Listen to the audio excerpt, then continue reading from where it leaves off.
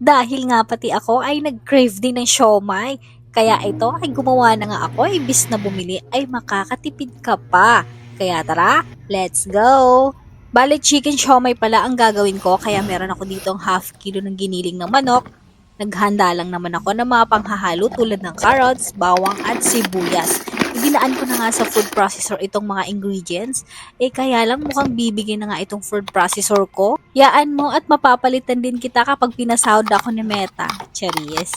Kaya naman hindi ko na trinay yung bawang, hiniwa-hiwa ko na lang at kaunti lang naman ito. Flex ko nga pala itong kutsilyong nabili ko sa IKEA, napakaganado maghiwa dito. Char. Pero itong carrots, maayos pa naman ang kinalabasan niya. Kaganda na nga ng kulay nitong ating giniling na manok. At kumuha na nga din pala ako ng onion leaves na tanim ni Mudra na mukhang naghihingalo na dahil patubo pa lang ay kinukuha na agad.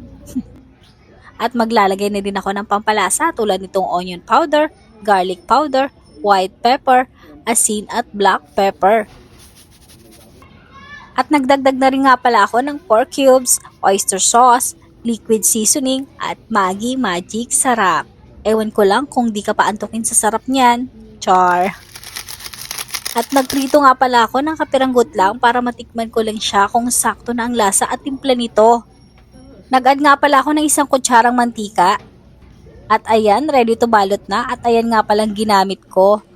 First time ko pala gumawa nito kaya di pa ako marunong masyado magbalot nito. Bahala na, basta masarap. Charot. Maliit nga ang nabili kong molo wrapper, kaya maliit lang din ang nagawa ko. Kaya okay na yan, kami lang din naman ang kakain. At eto na ang aking mga nagawa, madami-dami din pala itong half kilo. Bago ko nga isalang sa steamer ay pinahirang ko muna ng mantika at saka yung steamer para di magdikit-dikit itong ating mga siomai.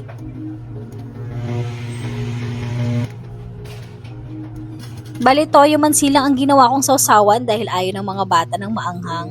Sa mga mahilig sa maanghang, the best ang chili garlic dito. At ayan na, luto na ang ating chicken siomai. So, ano pang inaantay natin? Huwag na natin patagalin. Tikman na yan!